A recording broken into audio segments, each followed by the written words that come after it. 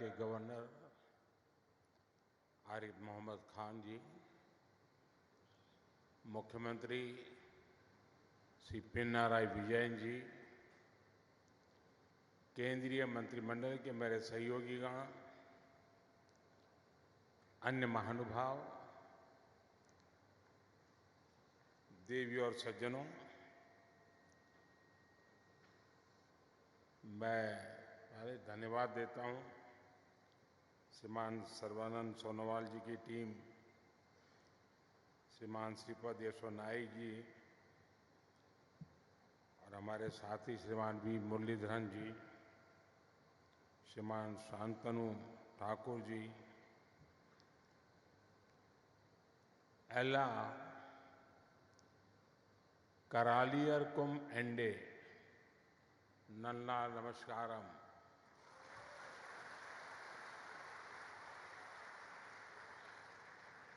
आज मेरे लिए बहुत सौभाग्य का दिन है। सुबह मुझे गुरुवायूर मंदिर में भगवान गुरुवायूरप्पन के दर्शन करने का सौभाग्य मिला और अब मैं केरला की ईश्वर रूपी जनता जनार्दन के दर्शन कर रहा हूं। मुझे यहां केरला के विकास के उत्सव में हिस्सा लेने का अवसर मिला है। साथियों, कुछ ही दिन पहले अयोध्या में महर्षि वाल्मीकि इंटरनेशनल एयरपोर्ट का लोकार्पण करते हुए मैंने केरला में स्थित रामायण से जुड़े 4 पवित्र मंदिरों नालंबलम की बात की थी। केरला के बाहर बहुत लोग नहीं जानते कि ये मंदिर राजा दशरथ के 4 पुत्रों से जुड़े हैं। ये सौभाग्य की बात है कि अयोध्या में राम मंदिर की प्राण प्रतिष्ठा से कुछ दिन पहले ही मुझे त्रिपुरायर के श्री रामस्वामी मंदिर के दर्शन करने का अवसर मिला।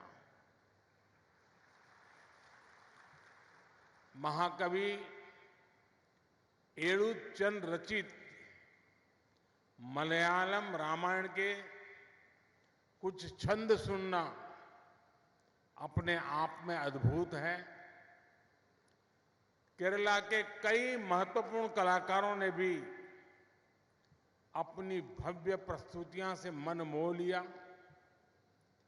केरला वासियों ने वहां कला, संस्कृति और अध्यात्म का ऐसा वातावरण बना दिया जैसे पूरा केरला ही अवधपुरी है।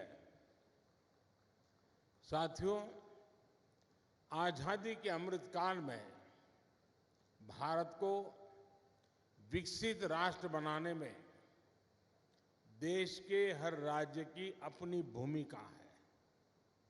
भारत जब समृद्ध था, जब ग्लोबल जीडीपी में हमारी भागीदारी बहुत बड़ी थी, तब हमारी ताकत हमारे पोर्ट से, हमारे पोर्ट सिटीज थे। आज जब भारत फिर से ग्लोबल ट्रेड का एक बड़ा केंद्र बन रहा है, तब हम फिर से अपनी समुद्र शक्ति को बढ़ाने में जुटे हैं। इसके लिए केंद्र सरकार समुद्र किनारे बसे कोच्चि जैसे शहरों का सामर्थ्य और बढ़ाने में जुटी है।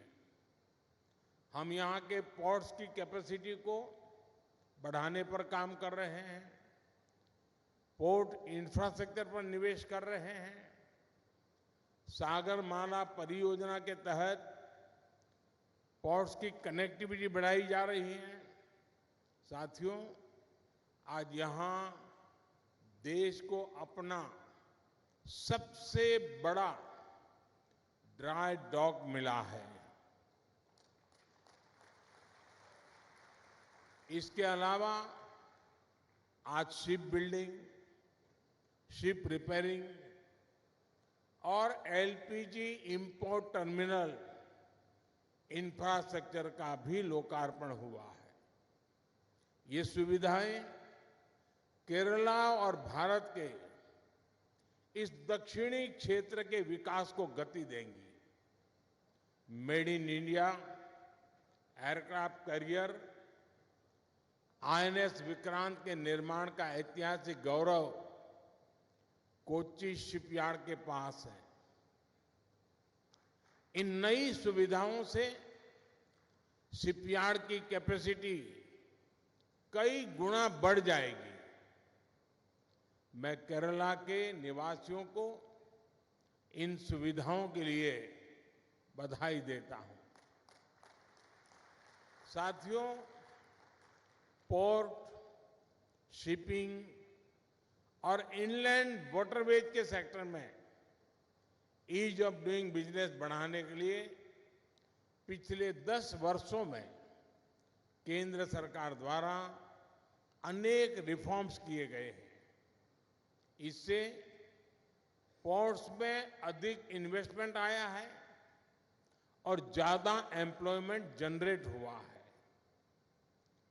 इंडियन सीफेयरर्स उससे जुड़े जो नियम थे उसमें किए गए रिफॉर्म्स की वजह से पिछले 10 साल में इंडियन सीफेयरर्स की संख्या में 140% की वृद्धि हुई है। देश के भीतर वाटरवे के उपयोग से अब पैसेंजर और कार्गो ट्रांसपोर्ट में नई तेजी आई है। साथियों, जब सबका प्रयास होता है तो परिणाम और बेहतर मिलते हैं। बीते 10 वर्षों में हमारे पोर्ट्स ने डबल डिजिट एनुअल ग्रोथ हासिल की है। 10 वर्ष पहले तक हमारे पोर्ट्स पर शिप्स को लंबा इंतजार करना पड़ता था। उनको अनलोड करने में बहुत टाइम लगता था। अब स्थितियां पूरी तरह बदल चुकी है। आज Bharat ship turn around time में दुनिया के कई विकसित देशों से भी आगे निकल चुका है। साथियों, आज दुनिया भी ग्लोबल ट्रेड में भारत की भूमिका समझ रही है। G20 समिट के दौरान भारत ने middle east, Europe economic corridor के जी प्रस्ताव पर सहमति बनी। वो इसी भावना का प्रमाण है। ये कॉरिडोर विकसित भारत के निर्माण को बहुत बल देगा।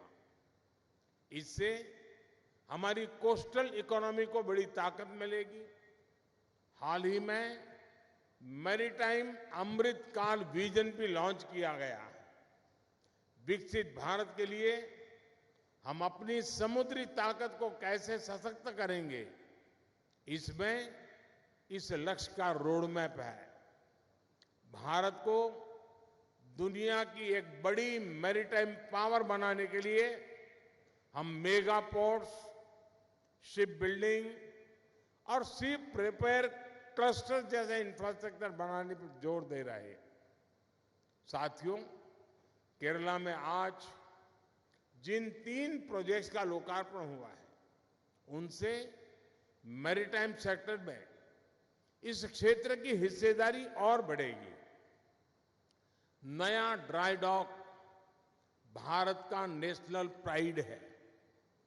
इसके बनने से यहां बड़े जहाज, बड़े वेसल तो आ ही सकते हैं, साथ ही यहां शिप बिल्डिंग और शिप रिपेयर का काम भी संभव होगा। इससे भारत की विदेशों पर निर्भरता कम होगी और जो पैसा हम विदेश भेजते थे वो देश में ही लगेगा। इसके साथ यहां ship building, ship repair sector में नई स्किल्स पैदा होगी। साथियों, आज इंटरनेशनल शिप रिपेयर फैसिलिटी का भी लोकार्पण हुआ है। इस प्रोजेक्ट से कोच्चि भारत का और भारत एशिया का एक बड़ा शिप रिपेयर सेंटर बनने वाला है। हमने देखा है कि आईएनएस विक्रांत के निर्माण के दौरान किस प्रकार अनेक एमएसएमईज को सपोर्ट मिला था। अब जब शिप बिल्डिंग और रिपेयर की इतनी बड़ी फैसिलिटी यहां बनी है तो इससे एमएसएमईज का एक नया इकोसिस्टम बनेगा। जो नया एलपीजी इंपोर्ट टर्मिनल बना है, इससे कोच्चि, कोयम्बटूर, ईरोड, सेलम, कालीकट, मदुरई और त्रिची में एलपीजी की जरूरतें पूरी होगी। इससे इन इलाकों में इंडस्ट्री और दूसरी इकोनॉमिक डेवलपमेंट को भी मदद मिलेगी और नए रोजगार भी बनेंगे। साथियों, कोच्चि शिपयार्ड आज आधुनिक और ग्रीन टेक्नोलॉजी से lace made in India vessels बनाने में भी अग्रणी है। कोच्चि वाटर मेट्रो के लिए जो इलेक्ट्रिक वेसल्स बनाए गए हैं वो प्रशंसनीय है। अयोध्या, वाराणसी, मथुरा और गुवाहाटी के लिए भी इलेक्ट्रिक हाइब्रिड पैसेंजर फेरीज का निर्माण यहीं हो रहा है। यानी देश के शहरों में आधुनिक और ग्रीन वाटर कनेक्टिविटी में कोच्चि शिपयार्ड की भूमिका अहम है। मुझे बताया गया है कि हाल में आपने नॉर्वे के लिए भी जीरो एमिशन इलेक्ट्रिक कार्गो फेरी डिलीवरी की है। यहां हाइड्रोजन फ्यूल पर चलने वाले दुनिया के पहले फीडर कंटेनर वेसल के निर्माण पर भी काम चल रहा है। ये make in India, make for the world के हमारे विजन को सशक्त करता है। भारत को हाइड्रोजन फ्यूल आधारित ट्रांसपोर्ट की तरफ ले जाने का जो हमारा मिशन है उसको कोच्चि शिपयार्ड और सशक्त कर रहा है। मुझे विश्वास है कि बहुत ही जल्द स्वदेशी हाइड्रोजन फ्यूल सेल फेरी भी देश को मिलेगी। साथियों, blue economy, port lead development को और उसके कारण हमारे मछुआरे भाई बहनों की एक बहुत बड़ी भूमिका मैं इसमें देखता हूं। आज पीएम मत्स्य संपदा योजना से फिशिंग के लिए भी आधुनिक इंफ्रास्ट्रक्चर बनाया जा रहा है। केंद्र सरकार डीप सी फिशिंग के लिए मछुआरों को आधुनिक नाव देने के लिए सब्सिडी दे रही है। किसानों की तरह ही मछुआरों को भी किसान क्रेडिट कार्ड की सुविधा दी गई है। ऐसे प्रयासों की वजह से बीते 10 वर्षों में मछली उत्पादन और एक्सपोर्ट दोनों में कई गुना बढ़ोतरी हुई है। आज केंद्र सरकार सी फूड प्रोसेसिंग में भारत की हिस्सेदारी को और बढ़ाने का प्रयास कर रही है। इससे भविष्य में हमारे मछुआरे साथियों की आय भी बहुत बड़ी वृद्धि होगी, उनका जीवन और आसान होगा। केरला का निरंतर तेज विकास हो, इसी कामना के साथ नए प्रोजेक्ट की मैं फिर से एक बार आप सबको बहुत बहुत बधाई देता हूं। आप सभी को शुभकामनाएं। धन्यवाद।